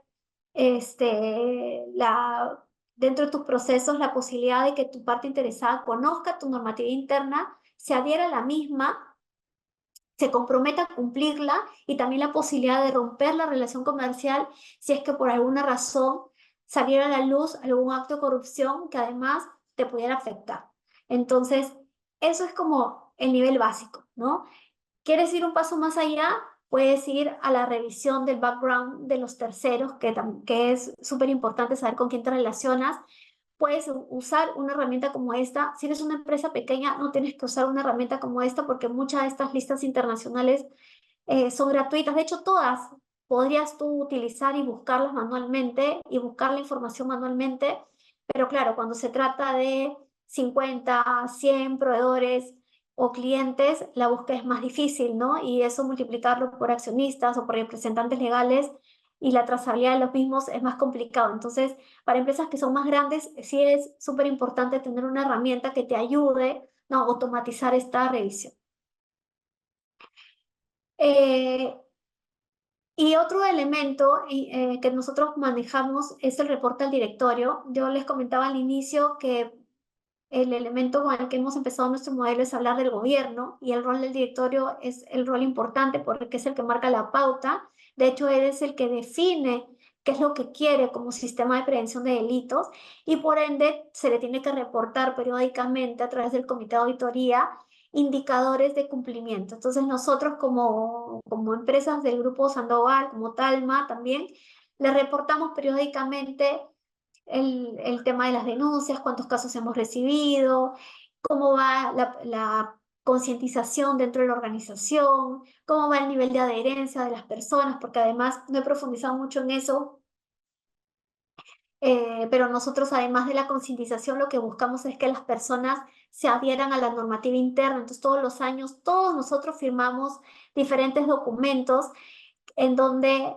nos adherimos a compromisos éticos, informamos sobre conflicto de intereses si es que tuviéramos, informamos si es que tenemos conocimiento de algún pago indebido que se haya dado en la organización. Entonces formamos una serie de documentos y también estos indicadores se reportan al directorio, y se reportan también cuáles han sido los casos sancionados o en qué situación se encuentran las denuncias que hemos recibido.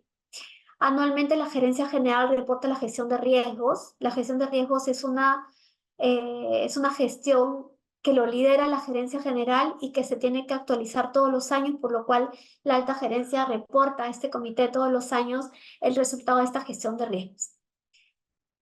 Entonces, este es nuestro sistema, pero el sistema no va a funcionar si es que no tenemos lineamientos de conducta establecidos dentro de una organización, ¿no? Son como las reglas de juego, ¿no? Tú puedes tener un sistema, puedes tener un canal de denuncias, puedes tener un protocolo, puedes tener una diligencia, pero si tú no le das si tú no tienes y no defines los lineamientos esperados de comportamiento, en realidad las personas no saben por dónde ir, ¿no?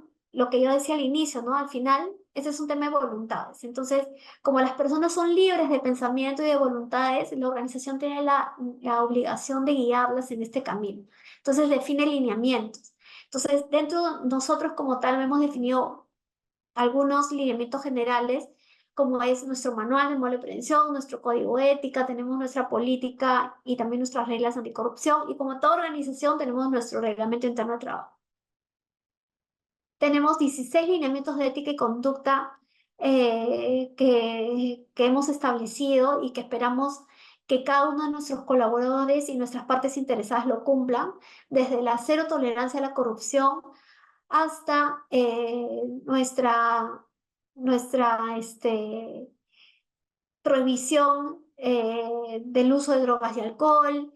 Buscamos o rechazamos los actos de hostigamiento sexual laboral, marcamos pautas claras sobre si hacemos o no donaciones, prohibimos las contribuciones políticas porque ese es un lineamiento corporativo, regulamos la aceptación o el dar regalos a nuestras partes interesadas, ¿no?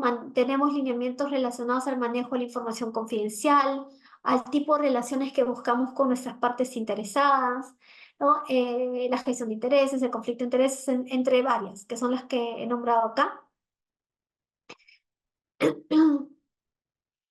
Y bueno, y ya terminando, solo quería compartirles que en el último reporte de la ACFE del 2022 nos dice que el 42% de los fraudes son detectados gracias a las denuncias recibidas en estos canales. El canal de denuncias es una herramienta súper importante en un sistema de prevención, ¿no?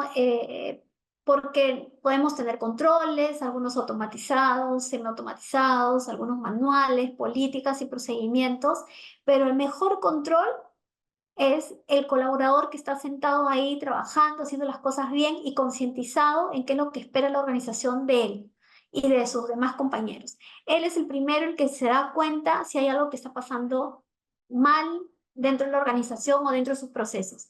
Esa persona concientizada va a ser el primero que nos va a ayudar, el primer control, el más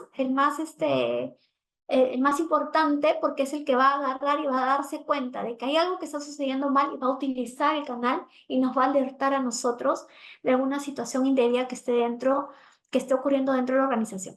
Por eso, los canales de denuncias son importantes que existan, pero además que cumplan con ciertas condiciones, porque un canal de denuncias que exista, pero que en realidad no genere anonimato, que no genere confidencialidad, que más bien genere inseguridad, no va a funcionar. La gente no lo va a usar y no vamos a verle el valor al canal de denuncias. Pero un canal que está bien diseñado, que genera confianza, que además el sistema, más allá del canal, el sistema funciona porque ante las situaciones reportadas yo tomo medidas, tomo acción y la gente ve eso, ese canal va a dar frutos, va a dar denuncias, la gente lo va a utilizar y como organización tú vas a poder tomar medidas para corregir situaciones dentro de la comunidad. Eso es, muchísimas gracias. No sé si tienen alguna pregunta. Listo, gracias Patricia, más bien muy amable por habernos compartido las buenas prácticas de parte de Talma. Como bien lo mencionaste, no solo es una empresa VAX, ustedes también tienen otros sistemas de gestión y certificaciones que les ha permitido ir robusteciendo con el tiempo, ¿no? Así que invitamos igual a los asistentes a que puedan formular sus preguntas. Mientras tanto, voy iniciando con algunas que probablemente sean también de interés de todos. Con el expertise que ustedes manejan, ¿cuál vendría a ser el principal desafío que tiene el oficial de cumplimiento hoy en día? No sé si ahí de repente, doctor Caro, usted podría comentarnos un poco y Patricia lo complementa. Mira, yo creo que es importantísimo tener en cuenta cuál es el verdadero rol del oficial de cumplimiento. Y yo creo que ahí hay que señalar algunas cosas importantes. Primero, el oficial de cumplimiento no es un todista. Yo recuerdo en tiempos del COVID, habían artículos, publicaciones, donde algunos decían, oye, sientan al oficial de cumplimiento para controlar el COVID, los protocolos. Oye, eso es salud y seguridad en el trabajo, ¿no? O sea, el oficial de cumplimiento no es un oficial de crisis. El oficial de cumplimiento tiene una labor muy concreta. Según tu mapa de riesgos, tú puedes tener un perfil de riesgo que controlar y que manejar. Oye, que pueden haber muchos riesgos en la organización, claro, pero todo depende de tu mapa de riesgos. Si de los 20 riesgos que podrían haber controlas 10, pues serás competente sobre eso y no más, ¿no? Pero ¿qué es lo que sucede? Para mí hay un riesgo de hiperregulación, sobreregulación y al oficial de cumplimiento, que al final acaba como un atlas cargando el mundo, con cada vez más regulaciones, más protocolos, más compliance, más normas, y cada vez que le preguntan ya tiene el mismo personal, los mismos recursos, y al final ya el sistema de compliance no se convierte en un círculo de mejora, sino en un círculo vicioso. Por lo tanto, conclusión, yo creo que el desafío central está en zapatero a tus zapatos. El compliance tiene que hacer prevención. El compliance officer tiene que hacer prevención, tiene que delimitar su terreno de trabajo y decir, de esto me encargo y de esto no. Y lo segundo para mí está en el empoderamiento. El empoderamiento. Muchos ven a compliance officer como un problema en la organización. Lo ven como una persona que es como un espía, una persona que pone frenos a la parte comercial, como una persona que está ahí, y, oye, cuando entra a una reunión, oye, eso no hablemos tanto porque ahí nos van a decir el compliance, compliance. Tiene que verlo como un amigo, ¿no? Como parte del negocio, ¿no? Y yo creo que ahí también, cuando uno lee, por ejemplo, la ISO 37002, que es la de canales de denuncia, es súper importante porque apunta al tema de los skills personales, ¿no? La oficina de cumplimiento debe tener también skills personales para saberse ganar al equipo, ¿no? Y saber que otorga valor al negocio, generando mejores negocios, mejores posibilidades. Y yo creo que ahí está, empoderarse, ¿no? Lograr que su trabajo sea reconocido, su trabajo se aprecie como un trabajo que otorga valor a la organización. Eso. Muchas gracias, doctor Caro. No sé si Patricia ahí quisieras complementar un poquito la pregunta. De acuerdo con el doctor, yo creo que las dos cosas, ¿no? Uno, el oficial de cumplimiento tiene que jugar un rol dentro de la organización y ese rol va a depender del nivel de empoderamiento que le dé el director. Un oficial de cumplimiento que no tenga la autoridad suficiente, que no esté empoderada por el directorio, ¿no? Que más bien sea dependiente de la alta gerencia, en realidad eh, no va a ser una labor que es la que nosotros esperamos, ¿no? Una labor que realmente busque la protección de la organización frente a los potenciales riesgos. Entonces, la independencia y la autoridad es súper importante. Y también en línea con lo que dice el doctor Caro y también muy alineado a lo que él dice es la hiperregulación no está bien, ¿no? Entonces, ¿en dónde nos medimos, no? La autorregulación tiene que estar en línea con tus necesidades y con tus riesgos. Tú tienes que poner los controles que necesitas para poder cubrir tus riesgos porque la hiperregulación te va a llevar en algún momento al incumplimiento, ¿no? Y lo que no buscamos, lo que buscamos más bien es cumplir, no incumplir. Entonces, nosotros tenemos que implementar un sistema que esté en línea al tamaño de mi organización y sobre todo a los riesgos a los que nos enfrentamos. Si yo soy una empresa que se relaciona mucho con las empresas del Estado, yo tengo que tener controles en ese relacionamiento. No puedo decir, no me voy a reunir con nadie del Estado porque es imposible, porque mi día a día es, tengo que reunirme con mis funcionarios del Estado porque es parte de mi negocio. Entonces, ante ese riesgo que existe, ¿de qué tipo de políticas defino dentro de la organización? ¿Qué candados pongo para poder reducir el riesgo de un soborno o de una colusión con alguien del gobierno o con un tráfico de influencias? Entonces, ¿qué tipo de controles pongo en ese tipo de relaciones?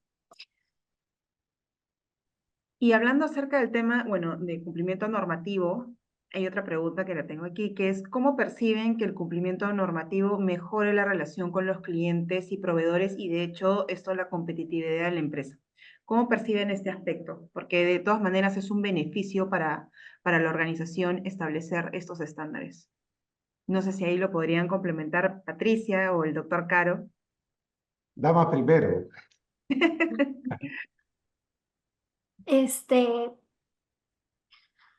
yo creo que estamos evolucionando como país y cada vez más las empresas son conscientes de la necesidad de tener estas prácticas.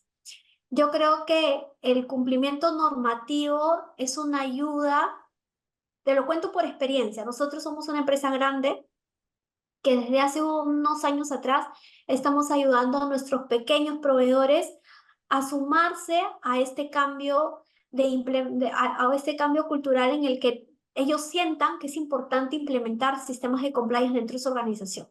¿Por qué? Porque les suma, porque los hace más competitivos, porque pueden entrar a mercados mucho más grandes, porque pueden postular empresas a licitaciones públicas y porque además aquellos que ya postulan o que ya trabajan con el gobierno están más preparados para poder hacer frente a situaciones de corrupción con el Estado. Entonces, es súper importante tener claro y ayudar, ¿no?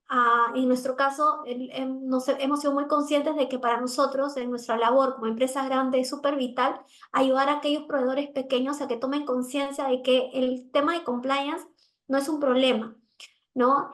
Es más bien una obligación si es que queremos seguir desarrollándonos y seguir creciendo en un país que lastimosamente es corrupto. Entonces tenemos que hacerle frente a esto y estar preparados. Si no queremos vernos inmersos, si no queremos vernos involucrados y queremos tener armas para hacer frente a esto, tenemos que estar preparados de adentro.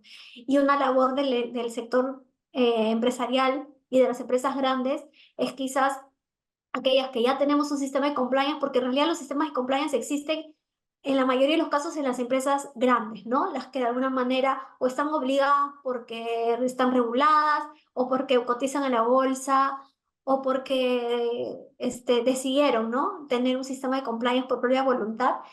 Estas deberían tener una labor con el pequeño empresario en poder ayudarlos a que se sumen a este cambio y que además esto va a contribuir en su crecimiento también empresarial. Doctor Caro, ahí quisiera complementar en todo caso la Sí, respuesta de Patricia. para complementar, ¿no? Yo partiendo de que estoy muy de acuerdo con Patricia, con su reflexión, y solo como complemento, ¿no? Tengamos en cuenta lo siguiente. Para mí hay una bisagra hacia adentro y hacia afuera, ¿no? Hacia afuera, lo que ha hecho Patricia, es decir, reducción de los costos de transacción. Todo se está mirando entre todos. En la medida que tú tienes un sistema de compliance implantado y eventualmente has pasado las auditorías, que pueden ser internas, externas, y hasta un sistema ISO, como el 37301 o el 37001, lo que vas a hacer es facilitar los negocios, porque todas las empresas serias hoy en día te hacen due diligence. Y si bien no te exigen tener una certificación ISO, te hacen due diligence. Y si ya pasaste una 37001, por ejemplo, prácticamente todos los checklists del due diligence ya los tienes. Entonces, cuando tú pones sobre la mesa, oye, yo tengo mi certificación ISO, ya es una gran facilitación para el due diligence. Y hay veces, mira, perdone que cuente esta anécdota, pero yo he conocido empresas donde el solo hecho de pasar un due diligence puede demorar un mes. Es decir, el cliente para hacer el proveedor para hacer el due diligence al cliente, eso pasó con una Big Four, ya se demoró un mes en hacer el due diligence, ¿no? Precisamente porque tenía que pedirle un montón de papel y era un precio importante. Vino otra y dijo, tengo sistema de cumplimiento, tenía su checklist, certificación, todo fue mucho más rápido. Y ese plazo de un mes, en términos de negocio, es plata, es dinero, ¿no? Y si estamos hablando, por ejemplo, de una empresa de Talma, donde entendería, yo no sé nada de aeropuertos por si acaso, pero entendería que los minutos y las horas cuentan, ¿no? Un negocio sale, no sale, es valioso. El tiempo es valioso. Entonces, reducción de costos de transacción, vamos a decirlo así. Y lo segundo es hacia adentro. En digamos, en los lineamientos de la SMB sobre la implementación del programa de cumplimiento se añade algo que no está en la ley y que no aparece ni siquiera en la reforma con la 31740. De los 5 elementos que dice la ley de un sistema de cumplimiento se añade un sexto, ¿no? Que es el compromiso de la alta dirección. En todas las normas ISO, el punto de partida es compromiso de la alta dirección. Si la alta dirección no da un golpe en la mesa y dice, oiga, a partir de hoy no hay corrupción, a partir de hoy no hay incumplimiento, la organización no tiene un norte. Entonces, cuando la organización hacia adentro, digo, siente que una empresa está comprometida con unos principios, unos valores, hacia adentro te ven de otra forma también. Y entonces todos se miran hacia adentro tratando de encaminarse hacia el cumplimiento. Es un proceso, ¿no? Somos un país donde ponemos un pie en la calle y nos pueden atropellar en la esquina porque no respetan la línea blanca. Entonces, el reto de las empresas, como dice mi querido amigo Alain Casanova, desde KPMG España, es uno de los gurús del compliance en Europa. El reto de las empresas está en crear una cultura organizacional que hasta se diferencia incluso de la del país, ¿no? Bien ha dicho Patricia que acá en el Perú pues hay altos índices de corrupción, todos lo sabemos, pero el reto de la empresa está en crear, digamos, una cultura propia que se diferencia de la del país. Ese es un proceso que puede demorar años, en algunos casos incluso décadas, ¿no? Pero es un proceso y hay que iniciar. Gracias. Muchas gracias. Y ahí vamos a resolver una última pregunta que es que nos la han dejado aquí en el canal. ¿Cómo se podría garantizar la efectividad de un canal de denuncias? Ahí, en todo caso, Patricia, ustedes que manejan esta buena práctica, no sé si nos podrías de repente responder de cómo se podría garantizar esta efectividad. Sí, a ver, un canal efectivo es aquel que genera confianza, ¿no? Y para generar confianza, porque el denunciante lo que quiere es denunciar de manera transparente, que le den la posibilidad de decir lo que está pasando o de contar sus preocupaciones. Además, lo que busca es que no le genere a él ningún perjuicio. Y para que a él no le genere ningún perjuicio, él prefiere ser anónimo, ¿no? Entonces, cuidar la identidad del denunciante es súper importante. Y por último, que su denuncia no sea una denuncia que él sienta que la leyeron y que pasó por ahí y que nadie hizo nada. O sea, que haya medidas que se tomen como producto de la denuncia. Y creo que Este, el tercero es lo más complicado, porque puede pasar, y yo lo decía cuando hablamos del canal de denuncias, nosotros promovemos las denuncias de buena fe, pero también es verdad que a veces las personas no usan el canal con las mejores intenciones. Entonces, a veces mal usan los canales, ¿no? Y ese mal uso de los canales, este, se puede llegar denuncias que no están bien sustentadas o que son percepciones, ¿no? O que son frustraciones propias que se terminan exponiendo en estos canales internos y la labor de un investigador es poder demostrar que la denuncia es verdadera o que la denuncia es falsa. O sea, esa es nuestra labor. O sea, tenemos que demostrar que la denuncia es verdadera o que la denuncia es falsa. Porque si tú demuestras que la denuncia es verdadera, es sencillo. Pero demostrar que una denuncia es falsa es más complicado.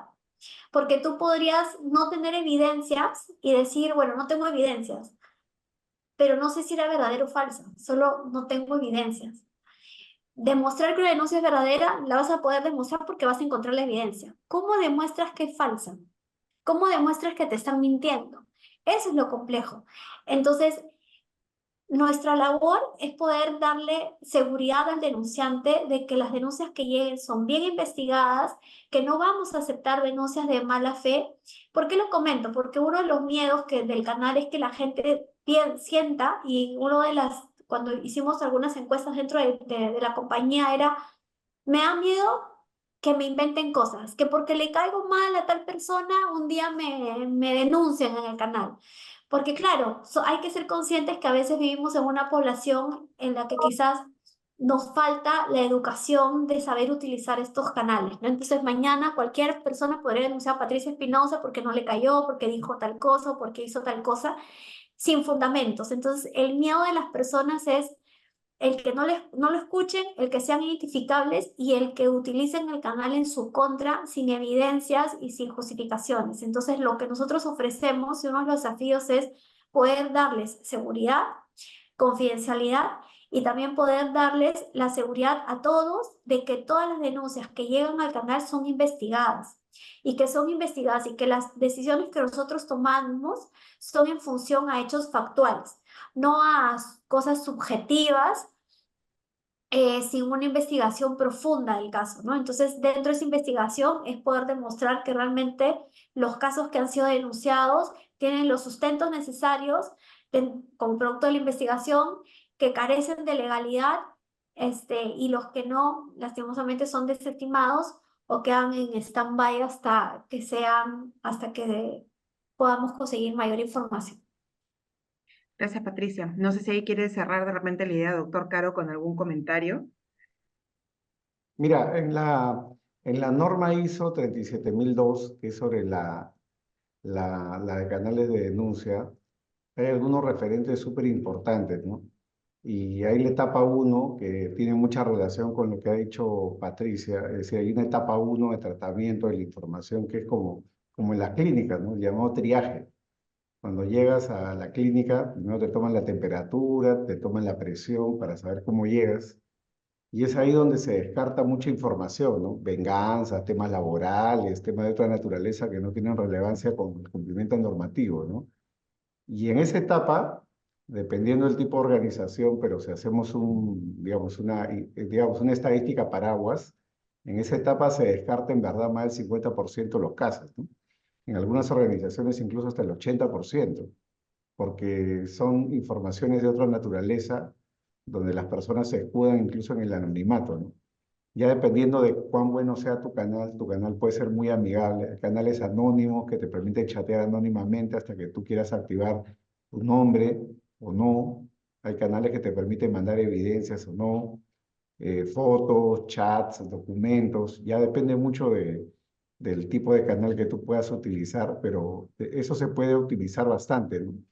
Acá en el Perú, no voy a mencionar nombres, pero hay varias empresas que venden la administración externa en los canales de denuncia y eso está bien, ¿no? Pero a nivel internacional, cada vez este tema está muy competitivo y a precios bien asequibles. O sea, no es un tema muy caro ya en estos tiempos Hay canales de denuncia que se rentan dependiendo del tipo de organización, desde, no sé, 300, $500 al año hasta 1.500 o 1.000 en el caso de una empresa muy grande. Ya depende del caso, ¿no?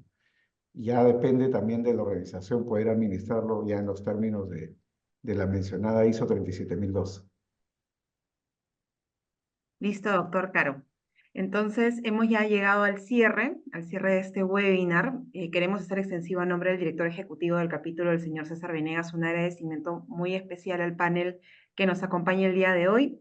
Le vuelvo a recalcar para que los conozcan, está el día de hoy acompañándonos el doctor Dino Carlos Caro, él es fundador y presidente de la Asociación Internacional de Compliance, y Patricia Espinosa, que es la gerente corporativa de auditoría y ética de Talma Servicios Aeroportuarios, a quien estamos muy agradecidos por haber compartido el día de hoy todo su expertise, tanto desde la parte contextual de la importancia del compliance como de las buenas prácticas que no, estoy segurísima que a las empresas VAX les va a servir de muchísima ayuda.